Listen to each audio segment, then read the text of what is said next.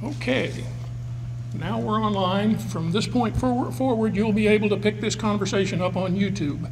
All you have to do is go to YouTube, type in Carl McPherson Prophecy, and it'll take you right to the site. And you can go over this at your leisure.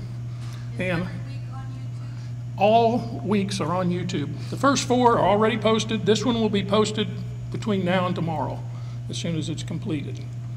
And this one, I believe, is one of the more important ones because of the nature of it. Well, we got to do a rest of the story. Remember I was telling you that the Hebrew names always mean something? You know, Jesus, Yeshua, HaMashiach means Jesus, the Anointed One, or salvation, the Anointed One. So his anointing, his purpose in life and coming was to provide salvation. So it's kind of a mini story, epithet of his life. Now, in Genesis chapter 5, we find the first names of the people that are recorded there, and here's what the names are and what they mean. First name, Adam. Everybody knows what Adam means, right? Man. Seth, his name means appointed. Enosh means mortal. Kenan means sorrow. And these are the first patriarchs in the scripture that we have. And then Mahalalel means the blessed God. And to go on, you can pick these up on YouTube if you want them. Jared means shall come down. Enoch means teaching. Methuselah, his death shall bring. Lamech, the despairing. And Noah means rest or comfort. Now, when you put all of these names together in a sentence, what does it read? Man appointed mortal sorrow. The blessed God shall come down, teaching, his death shall bring the despairing rest. So in the first names of the patriarchs of the scripture, we have the whole story from beginning to end. And I guarantee you, the Jewish scholars, sages, and rabbis know this. And this, no doubt, is of concern to them. So that's the rest of the story. Now let's get into Matthew 24. Matthew 24, verse 1. And Jesus went out and departed from the temple, and his disciples came to him to show him the buildings of the temple. And Jesus said unto them, See not all these things? Verily I say unto you, there shall not be left here one stone upon another that shall not be thrown down. You got to get the context of this. This is really strange for Christ to be saying this. This building structure, the temple compound, was huge, even by today's standards. 1,600 feet long, 900 feet wide, at least 4 stories tall, according to Josephus and others of the age. This was a monumental structure, even by today's standards. To say that this whole structure is going to be thrown down was unbelievable. Now, it says, and fortunately, this particular scenario is repeated in Mark 13 and Luke 17. We get more information. In Mark, we find out that the disciples were James, John, Andrew, and Peter. So we know that these are the 4 guys that were assembled. They were kind of Jesus's inner core. And now with that being said, Matthew, Mark, and Luke weren't there. Okay? They had to be getting this information from one of these guys or from some third party. And as you go through Matthew 24, you're going to find places where, well, you got the words right, but you didn't get the whole story, and you scratch your head. And if you don't go over and review all 3 sources, you will miss the meaning. You'll find that out as we go along. Okay, temple, big structure, a shocking statement. Not one stone's going to be left on top of another. Here is a shot of the Haram Sharif, called the Temple Mount. Notice the wall around the Temple Mount. The western wall is the wall that the Jews consider most holy, and they go there and mourn. They believe that western wall is the last remaining structure of the temple, right? So Jesus is a liar, right? Stones are still there. We got the same problem here that we had with Christ being crucified on Friday. Only problem is here, it's even worse because the Jews have bought into it. Now, let me tell you, this structure has nothing to do with the temple. This is a big deception, and the Jews are deceived by it. And the guy who can make that argument very credibly, his name is Ernest L. Martin. He wrote a book, and you can go online. Associates for Scriptural Knowledge, pardon me, is his website. And he has this book. I've read it. I believe it to be the facts. The facts are this. This was not the temple site. This was old Fort Antonio. Fort Antonio was the praetorium, or the fort in which the Roman legions were housed during the occupation of Jerusalem. When Jerusalem was destroyed, everything was destroyed, and you can read Josephus and others, and they will tell you there was not a thing left. In fact, there was and you'll get this from the book if you ever want to buy it, there was a pilgrimage made by a French person from Bordeaux, France. They went in 333 AD to Jerusalem. And they reported back that they had never seen such a desolate place in their entire life, that there was not a building left standing except for an old Roman fort. This is that old Roman fort. It doesn't have anything to do with the temple. That western wall is the western wall of the fort. Every stone of the temple was knocked down. Now this is an artist's conception of what the temple used to look like. Herod's temple. And if you'll notice, the temple is, I have to point it out here so you can see it. The temple is this far in structure down here. You see this connecting causeway? This is the Haram Sharif. That temple was not connected in any way to Fort Antonio. It was separate, it stood alone. Josephus said that it was a tower. And if you see at the very bottom how that one section goes way down into what's the Tyropian Valley is what the Romans called it. It's the Kidron Valley is what the Hebrews called it. From the bottom of that structure to the top was over 600 feet tall. This was a massive structure. And you can see Holy of Holies on the top of it. And that whole structure there constituted the temple, just this end piece. Now, you'll have to read Ernest L. Martin's book, The Temples That Jerusalem Forgot, to get all of the details. The argument that he makes is extremely credible. You can point to a point in time in which a Jewish rabbi, looking for some method to cause the Jews to want to return to the Holy Land, decided that that was the temple wall and used that as a rallying tool to bring the Jews back into the Holy Land. Well, now we know the rest of the story. And that temple, by the way, in order for it to be legitimate, it has to have running water, called Mayim Hayim in Hebrew. If you don't have running water, you can't perform all of the tasks required. That temple was right over the Gihon Spring. And if you go to Jerusalem today, that Gihon Spring is right there underneath where that temple is. Okay. Some of the, yes? Where is the mosque today with the golden thing? Is it That was that gold structure right on, that was on that diagram. It's right inside the Haram Sharif. Okay. The Jews, sorry, I forgot his name. Who is it? Mosque of Omar. Omar built that. And you know why he built it where he built it? Because he was told by the Jews that that's where the Holy of Holies was. And his job was, I'm going to put a mosque on top of it.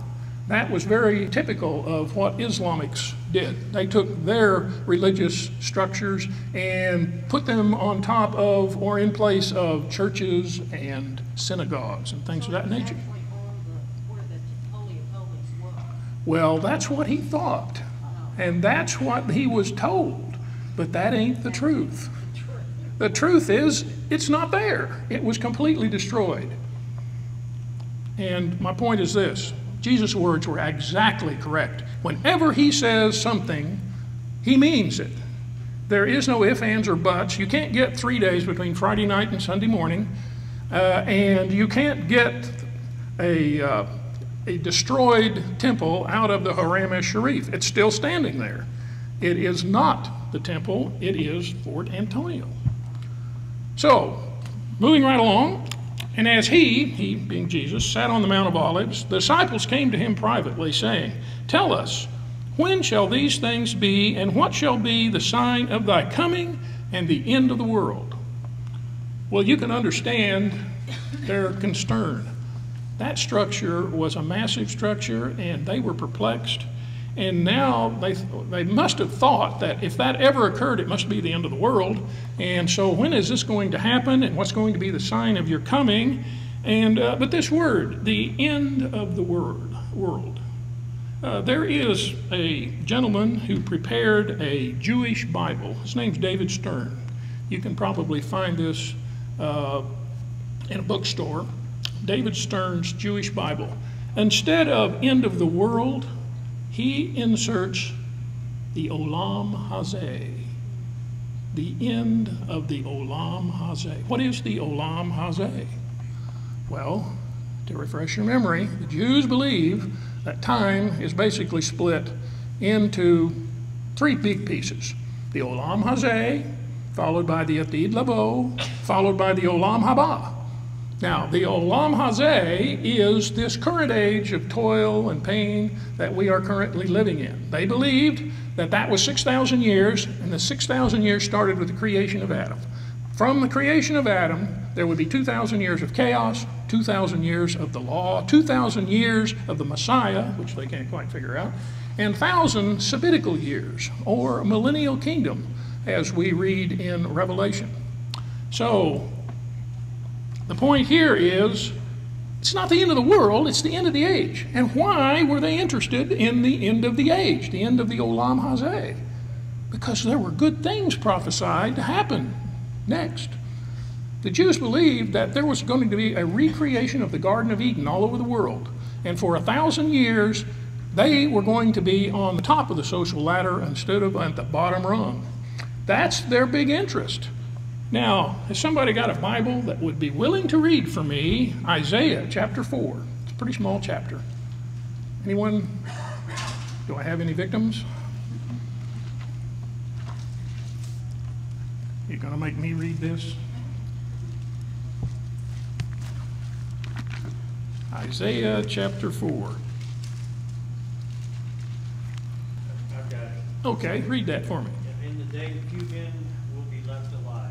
7 women will fight over each of them and say, "Let us all marry you. We will provide our own food and clothing. Only let us be called by your name so we won't be mocked as old maids." But in the future, Israel and the branch of the Lord will be lush and beautiful, and the fruit of the land will be the pride of its people. All those whose names are written down and who have survived the destruction of Jerusalem will be a holy people. The Lord will wash the moral filth from the women of Jerusalem. He will cleanse Jerusalem and of its blood stains by a spirit of judgment that burns like fire. Then the Lord will provide shade for Jerusalem and all who assemble there. There will be a canopy of smoke and clouds throughout the day and clouds of fire at night, covering the glorious land. And it will be a shelter from daytime heat and the hiding place from storms and rain. There's going to be a big difference in Jerusalem. It's going to be the center of the world, the highest point on the world, and there's going to be an entirely different organization of life at this time. If you read Isaiah 65, which I will read, you get a clue as to what it's going to look like. Isaiah 65, starting with verse 17. "And for behold, I create new heavens and new earth, for the former things shall not be remembered or come to mind. But be glad and rejoice forever for in what I create. For behold, I create Jerusalem for rejoicing and her people for gladness. And I will rejoice in Jerusalem and be glad in my people, and there will be no longer heard in her the voice of weeping or the sound of crying. No longer will there be in it an infant who lives but a few days, or a youth who will die at the age. For the youth will die at the age of 100, and the one who does not reach the age of 100 will be thought to be accursed. And they shall build houses and inhabit them, and they shall plant vineyards and eat their fruit, and they shall build and not another inhabit, for they shall not plant and another eat. For as the lifetime of a tree, so shall be the days of my people, and my chosen ones shall wear out the work of their hands, and they shall not labor in vain, nor bear children of calamity, for they are the offspring of those blessed by the Lord, and their descendants with them. And it will come to pass that before they call, I will answer, and while they are still speaking, I will hear them. And the wolf and the lamb will graze together, and the lion will eat straw like an ox, and dust will be the serpent's food. And they shall do no evil or harm in my holy mountain, says the Lord. You can understand why they were looking forward to this time. This is the recreation of the Garden of Eden. The events spoken of and prophesied in Isaiah and other passages in the Scripture, you would want to be there. You don't want to go through what they're going through right now. They're persecuted by the Romans. They're about to have a diaspora. They're going to be scattered throughout the world. They wanted to know when the good times were going to happen. That is the crux of the question that they're asking. So, end of the world? No, end of the Olam. And Jesus answered and said to them, take heed that no man deceive you, for many shall come in my name, saying, I am Christ, and shall deceive many. And you shall hear wars and rumors of wars, and see that you be not troubled, for these must come to pass, but the end is not yet. Okay, people coming saying, I am Christ. Well, the first one that we know about was coming saying, I am Christ, was a guy named Bar Kokhba. And Rabbi Akiva, in around 131 A.D., he came onto the scene and claimed that Bar Kokhba was the Messiah and not Jesus. And he tried to rally all of the Jewish people around Bar Kokhba in order to attack the Romans, kick them out of the land. The only problem was there was a huge number of Jewish people that believed that Jesus was the Messiah, and they wouldn't have any part of it. So what happened? The Bar Kokhba rebellion was put down. Bar Kokhba, Rabbi Akiva, and several million others, certainly several 100,000 others, were all killed. And the rebellion was put down. And I wish I could remember the name of the Roman emperor, Hadrian. Hadrian put down the rebellion, and it made him so mad because the Jews killed a lot of his troops. He despised the Jews, and that's where the diaspora came from. He took them out of the country, wouldn't allow them to keep their religious rights any longer, and he did the most horrible thing that he could think of. He renamed their country. You know what he renamed it? Palestine. You know what Palestine means? Philistine. He renamed the country in the Roman word for the Philistines, the land of the Philistines. That's where the word Palestine came from. It means Philistine. So he did the worst thing he could possibly do. He tried to rename their land, and to make sure that the Jews never came back again, he sowed salt in their land so that nothing would grow there, and kicked them all out of their country, and that's where they ended up, in all places of the world. So he was the first Antichrist, or substitute Christ. Then we know, and history points out, that Moses of Crete in the 5th century came on, said he was Christ. And then we have Shabasa Zebi, a Turk in the 17th century. He claimed he was Christ. Rabbi Shearson, some claim, he said he was Christ. And since 1990, there's been over 180 people come onto the scene claiming they were Christ. Among them, Louis Farrakhan, David Koresh. These people come on and they get a following. They come, they go, fulfilling Christ's promise. There would be many come in my name, claiming that I am the Christ. Matthew 24, 7 and 8, for nation shall rise against nation, kingdom against kingdom, and there shall be famines, pestilence, and earthquakes in divers places. These are the beginnings of sorrows. Well, beginnings of sorrows, literally, it's birth pangs in the Greek. The Jews have a belief that just before the coming of Messiah, there would be the Shevolai Shel Mashiach, which means the birth pangs of the Messiah. Now, it's not the Messiah who's having birth pangs, it's Israel having birth pangs to bring the Messiah into the world.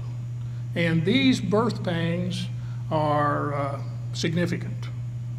Now, the question has always been, well, if we look around and we see wars and rumors of wars, famines, and pestilence, well, maybe we should be looking for the Lord. But some observers would say we've always had wars, rumors of wars, famines, and pestilence.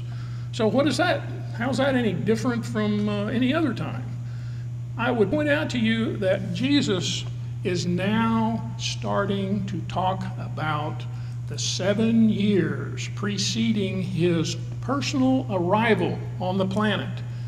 If you go to Revelation chapter 6 and read the first 6 seal judgments, you will find wars, rumors of wars, famines, pestilence, and earthquakes. But it's happening like birth pangs. How do birth pangs happen? Those of you who've had children, well, they start out kind of mild, don't they? And then they increase in frequency and magnitude up until finally you're about to give birth to the child, and then that's when they're at their worst. And then the child is birthed. The pains all stop. So it's going to be when the Messiah is being birthed into this world. And we have the evidence in Revelation chapter 6, the first 6 seal judgments. So I would point out to you that these are not events that you would see on this side of the coming. These are going to be events that occurred during the tribulation period, and let me can make that point. And they shall deliver you up to be afflicted, and they shall kill you, and you shall be hated of all nations for my name's sake, and many shall be offended, and shall betray one another, and shall hate one another.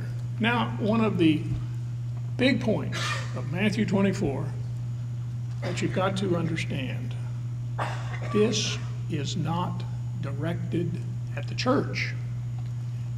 And I'm going to prove that point as we go along. This is directed at the Jews.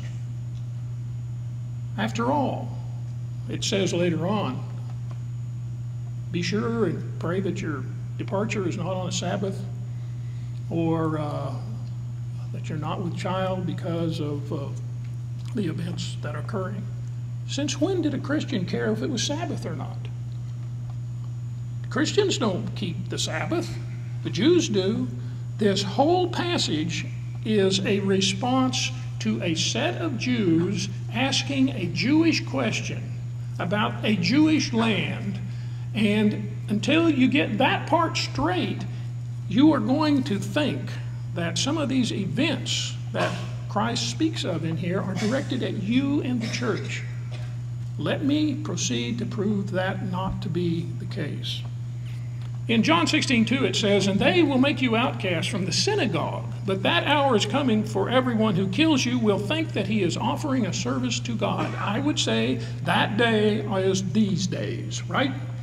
We have got a war going on between the people in the Gaza Strip right now and Israel. They believe they are killing Jews and doing God a service. Only it's not the God of Abraham, Isaac, and Jacob. It's the God Allah. In Zechariah 13:8 it says, and it will come about that throughout the land, declares the Lord, that 2/3 will be cut off and perish, and 1/3 will be left in it, and I will bring that 1/3 through the flames. The Jewish people are going to be attacked once again. They are going to be going into exile once again. And that is referenced in Zechariah. If you read Zechariah, you'll find out even more about this story. My point is, this is talking about the Jews at the end of the age, answering a Jewish question about Jewish belief system. Matthew 24:11 and following. And many false prophets shall rise and deceive many, and because the iniquity shall abound, the love of many shall wax cold. But he that shall endure to the end, the same shall be saved. Now, how many have you read that and scratched your head and saying, oh boy, I sure hope I can endure to the end. I mean, if we're sitting here at the end of the age and we have to endure, wow, maybe we better get prepared. Maybe we better bolster ourselves up here and get prepared because it's coming.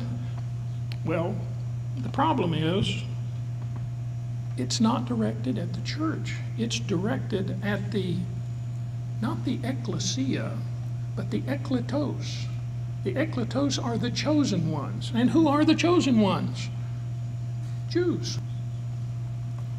Now here's one that I've had a friend who said that, well, we must be at the end of the age because this gospel of the kingdom shall be preached in all the world for a witness unto all nations, and then the end shall come. So the assumption is that we are having the responsibility to preach the gospel to every creature. He that believes and is baptized shall be saved. He that doesn't will be condemned. And so one assumes that, this is our job. No end of the world until we get our job done.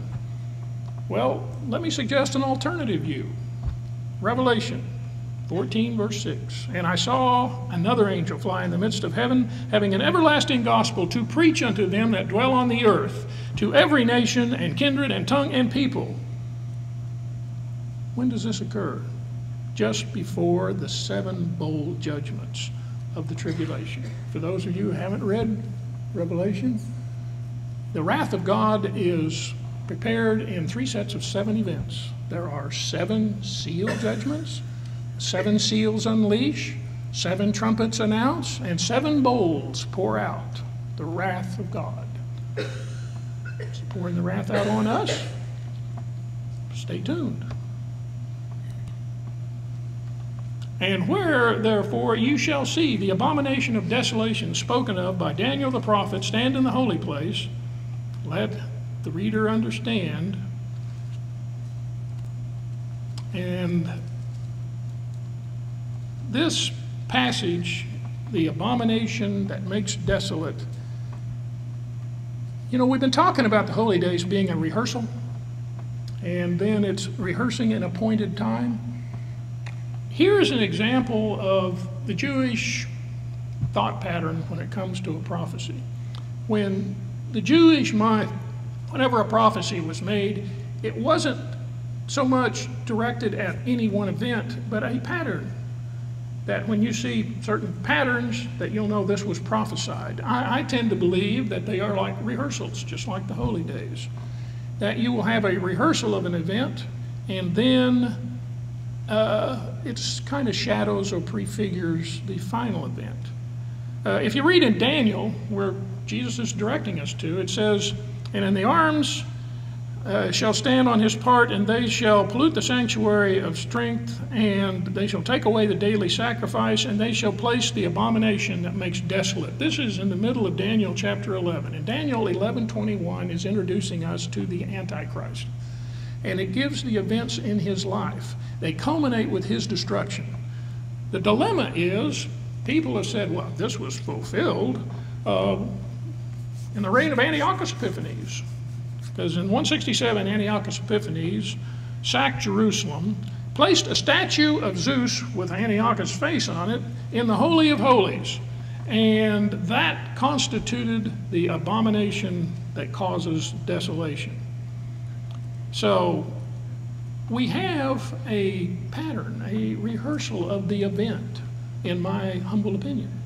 What we have in Daniel, if you look at Daniel, starting with Daniel 11 and verse 21 and forward, it's the same guy being talked about.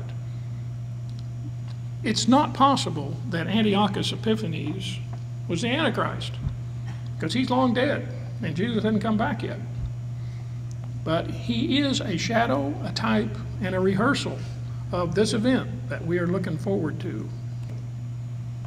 Moving on, and let them which be in Judea flee unto the mountains. Let him who is on the housetop not come down to take anything out of his house, neither let him which is in the field return back to take his clothes. Let them which are in Judea. What about those who are in Nevada? What are they supposed to do? What about those who are in Mexico? What are they supposed to do? Well, it's not directed at the people in Nevada or Mexico or any other place. It's directed at the people in Judea. Why is that? Because this is a prophecy relating to Jewish people asking a Jewish question about their understanding of Jewish times. So it's perfectly understandable why. Now, there are plenty of scriptures that speak about this particular time in the Old Testament. One of them is in Jeremiah 36, which says, "Ask ye now, and see whether a man doth travail with child. Wherefore do I see every man with his hands on his loins, as a woman in travail, and all the faces turned to paleness." This is the event that he's talking about here. When you see these events beginning to take place, you better get out of there, because times are going to be tough. Once again, this issue of the rehearsal nature of Christ's prophecy. What happened in 70 AD? Anybody recall? The temple was destroyed. The temple was destroyed. Titus came down and, well, actually, now that's an interesting story in and of itself. Titus came down and he was going to destroy the temple, not the temple, the Jerusalem. He was going to destroy all Jerusalem. He gave a specific order to his troops: do not disturb the temple, because he was going to use that for his own political purposes. But here's a dilemma. Somebody didn't get the message. They attacked the temple, went inside with torches, and they didn't intend to burn it down, but they burned it down. And if you will read the reports of the temple, you'll notice that the inside of that sucker was overlaid with gold. The fire became so intense, they had the cedars of Lebanon in there, that it melted all the gold. And the gold ran down in between all the rocks. And, well, you know how Roman soldiers were paid? Whatever you could take, you could keep. So what they did was, to get that gold, they had to pry all the stones apart to get the gold that had run down in there, fulfilling the prophecy. Not a stone would be left on top of another. So, you had a shadow of an event. And we'll read over in the parallel account in Mark and Luke. It talks about when you see Jerusalem compassed about by the armies of the heathen, then those who are in Judea should flee to the hills. A little different take on it. Well, interestingly enough, when Titus' army surrounded Jerusalem, Christians looked at Matthew 24 and said, "Ooh, we got to get out of here." And they fled. And guess what? They lived. Those who stayed in Jerusalem, well, if you want a really good horror story, read what Josephus has to say about what went on inside Jerusalem when they were under siege by Titus. It got so bad that cannibalism broke out. It was unbelievable, horrid thing. But those who listened to Matthew 24 and believed Jesus' words, they got out. "And woe unto them who are with child, and to those that give suck in that day, and pray that your flight be not on the winter, neither on a Sabbath day." Why do people in Nevada care if it's a Sabbath day or not? Or Mexico or Canada? They don't care. But the people in Judea do, because if it's on the Sabbath day, there are restrictions on travel, are there not, on the Sabbath day? Only travel about a quarter of a mile. That's not going to get you out of trouble. So when you see these events, you got to head for the hills if you are in Jerusalem or Judea. And then it says, "For then shall be great tribulation, such as not since the beginning of the world to this time, nor ever shall be. And except those days should be shortened, there should be no flesh saved. But for the elect's sake," electos, not ecclesia, "those days will be shortened." Great tribulation. What do we know about the Great Tribulation? Well, Daniel chapter 9 says it's the final week allocated to the Jews and Jerusalem, 7-year period. The final half of this 7-year period is called the Great Tribulation. The whole region, the whole 7-year period is certainly tribulation, but it gets even worse in the back half. Now it says, should those days be shortened, except that those days be shortened, no flesh would be saved. What does that mean? Well, he's going to miraculously intervene and make the time shorter so that mankind doesn't blow itself all to pieces. And that's probably a good argument. But there's another story. Maybe you haven't thought about this. 701 BC, all calendars in the world changed. Up to 701 BC, a year was 360 days. After 701 BC, all calendars were 365.242 days per year.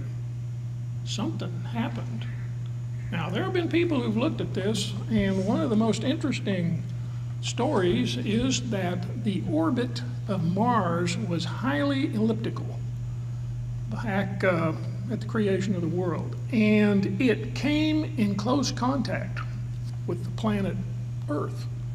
And in that close contact, energy was exchanged.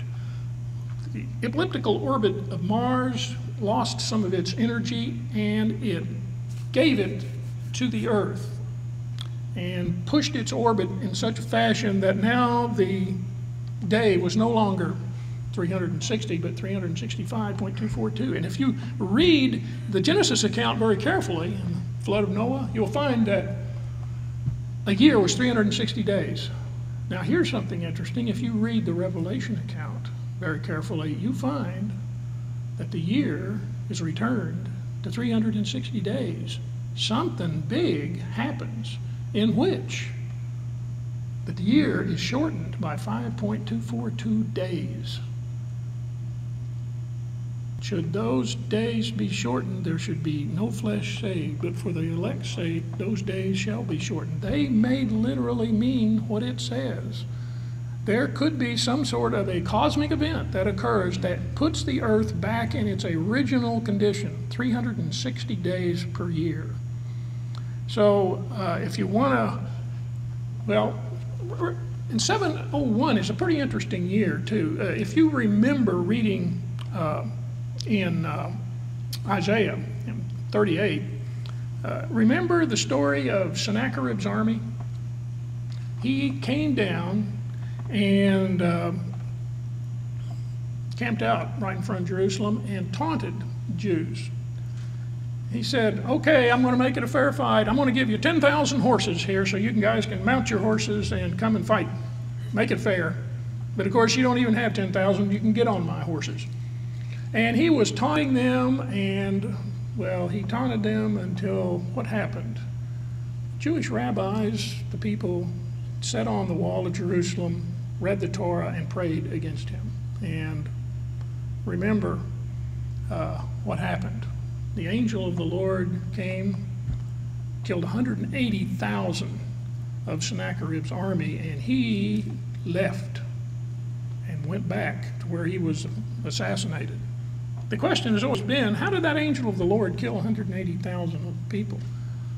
Well, just for your information and what some people think, Mars came close enough to the Earth that there was an electrical discharge between the two planets, and that discharge landed right upon Sennacherib's army. Now, that's just one theory, but that's the way God works a lot of times, you know. He not only he uses his angels for his business, but he also uses the natural events also, because let's face it, he's in control of everything, right? So that's a possibility as what happened. And there was another interesting event. Remember when Hezekiah was told that he was surely going to die? And the Lord said, no, okay, I'll give you another 15 years, because he prayed. And he said, and here's what I'm going to do to confirm to you that what I say is true. I'm going to cause your sundial to back up 10 steps. Entirely possible that that backing up 10 steps was due to that close encounter with the planet Mars. And if you go online and just type in the word 701 BC calendar, it'll take you to several websites. And there's a lot of folks that did lots of study about this and interplanetary mechanics and everything. Make an interesting argument. Is that the way it happened? I'm not sure, but hey, it's a possibility. So my point is here, these days being shortened, made little shortened. So then if any man say to you, Lo, here is the Christ, or there, believe it not. For there shall arise false Christs and false prophets, and they shall show great signs and wonders, insomuch as if it were possible they could deceive the very elect. Behold, I have told you before. I got my own theories about what this great sign and wonders are. So powerful that it might even be able to convince the elect. But I'm going to save that for another time, because if I got into that, you wouldn't listen to me for the rest of the day. Maybe never. Next verse. Wherefore, if they say unto you, Behold, he is in the desert, don't go forth. Behold, he's in the secret chambers, don't believe it. For as the lightning cometh out of the east and shines to the west, so shall the coming of the Son of Man be. Whatever this sign is of the coming of the Messiah, you will not mistake it for anything else. You won't have to be directed to it. It will be obvious to all who see. Now, remember I told you, Matthew, Mark, Luke, they were not firsthand on this story. They got it from somebody. They got it from John, Peter, Andrew, or James. So they got it secondhand. And if you go online and go to Chuck Missler's, am I still here? Yeah. If you go to Chuck Missler's website, and he does a commentary on Matthew 24. And when he gets to this part, he scratches his head and he says, I don't know what they're talking about here. And to me, if you look at just this one passage, it's impossible to understand. For wheresoever the carcass is, there will the eagles be gathered. This just seems to pop up out of nowhere. What in the world are we talking about here? Well, fortunately, we have two other eyes on this subject, and we can go, for example, to, let me see.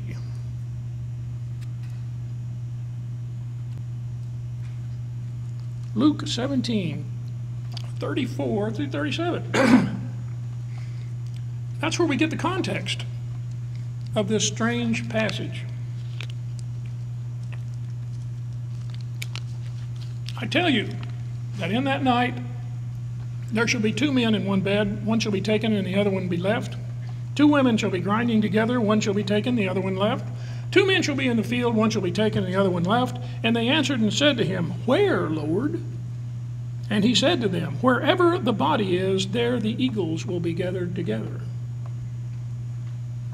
I'm suggesting to you here, there are more than one rapture in the Scripture. We're going to have a rapture here of iniquity.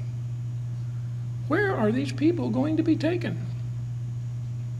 Well, wherever the body is, there will eagles be gathered together. Now that body word in the Greek means body of human or animal, or both. Sometimes it's used as a body fallen in the battle. Revelation 14, 18, 19, and 20, during the tribulation period, and another angel came out from the altar, which had the power over the fire, and cried with a loud voice to him that had the sharp sickle, saying, Thrust in thy sickle, and gather the clusters of the vine of the earth, for her grapes are fully ripe. And the angel thrust in his sickle into the earth, and gathered the vine of the earth, and cast it into the great winepress of the wrath of God. And the winepress was trodden without the city, and the blood came out of the winepress, even up to a horse's bridle, by the space of 1,600 furlongs, 180 miles. There's coming a time in which the human grapes are ready to be gathered. This is that gathering. And in Revelation 19, 15 and 16, and out of his mouth goes a sharp sword. With it he smites the nations, and he shall rule them with a rod of iron, treading the winepress in his fierceness and the wrath of Almighty God. And he hath on his vesture and his thigh the name written, King of Kings and Lord of Lords. And I saw an angel standing in the sun, and he cried out with a loud voice, saying to all the fowls that fly in the midst of heaven, Come and gather yourselves together unto the supper of the great God, that ye may eat the flesh of kings, the flesh of captains, the flesh of mighty men, the flesh of horses, and them that sit on them, and the flesh of all men, both free and bond, both small and great. There is a gathering, a rapture, if you will, of the wicked. These wicked will be taken to the winepress of God, tread without the city, probably Armageddon, and there they will be destroyed. And I believe that's exactly what that passage in Matthew was talking about. Now it says, immediately after the tribulation of those days, the sun will be darkened, the moon will not give her light, and the stars will fall from heaven, and the powers of heaven will be shaken. Pretty self-explanatory. And then there will appear a sign of the Son of Man in heaven. That's one of the questions they ask. And then shall all the tribes of earth mourn, and they shall see the Son of Man coming in the clouds of heaven with power and great glory. Okay, he's answering their questions. Here's the context of events. And it looks like we're right at the end of the tribulation period, according to these Revelation accounts. You know, when the grapes of wrath are gathered, mine eyes have seen the glory of God. Remember that one? I can't sing either. And then he shall send forth his angels with a great trumpet, and they will gather together his elect, electos, not ecclesia, electos. Ecclesia, the called out or the called up, that's the church. Electos. In this context, we're talking about the chosen ones. And he shall gather his elect from the four winds, from one end of the sky to the other. Now, here's the dilemma of it. The reason that I'm doing Matthew 24. People, seeing these past two verses, Jesus is descending, trumpets blowing, angels gathering. What is that? 1 Corinthians 15, 51 and 52, behold, I show you a mystery. We shall not all die, we shall all be changed in the moment, in the twinkling of an eye, at the sound of the last trump. People looked at this and said, there you have it. Here's Jesus coming, blowing his trumpet, gathering together the church. We're at the end of the tribulation period. The church has to go through the tribulation. And they used that argument rather successfully. And this is the reason why we're here right now and why I'm doing this before we can talk about Rosh Hashanah. How many trumps are there in Judaism that have names? There are 3 trumps. Thank you, lady in the back. 3 trumps that have names. The first trump, the last trump, the great trump. When does the great trump blow? Well, the great trump blows at the Nilai, or closing of the gate ceremony on Yom Kippur. And what does Yom Kippur mean? Well, it's the Feast of Atonement. What does atonement mean? At one meant. Jesus will be at one with his people during that event. It is the Feast of Atonement that is the rehearsal, the appointed time in which the Messiah comes down, his feet set down on the Mount of Olives, and it cleaves in the middle.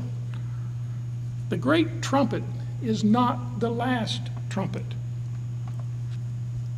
I'm going to give you some references here to follow along. The first one is Isaiah 11:11. And it shall come to pass in that day that the Lord shall set his hand again, a second time, to recover his people. Remember, they're going into exile again. The remnant which shall be left from Assyria, from Egypt, from Pathros, from Cush and Elam, from Shinar and from Hamath and from the islands of the sea. There is another gathering that's coming about. I got to see if I can make this work here. So there is a gathering of the house of Israel. Now, one more passage. This is Isaiah 27:12. And it shall come to pass in that day that the Lord shall beat off from the channel of the river to the stream of Egypt. And ye shall be gathered one by one, O children of Israel. Another gathering of the children of Israel. This is not the church.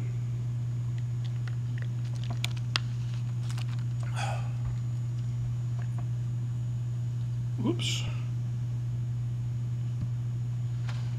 And here's the one that I think closes the deal.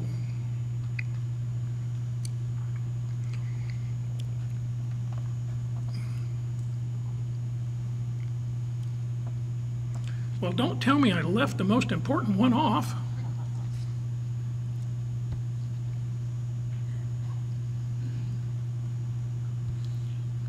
This is terrible.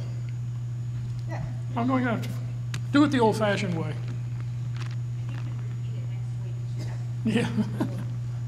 Am I running out of time? Oh, no. Well,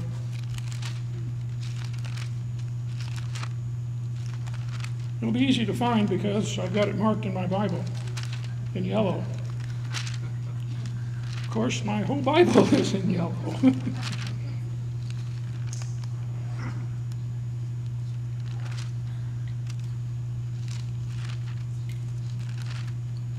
But you got to hear this.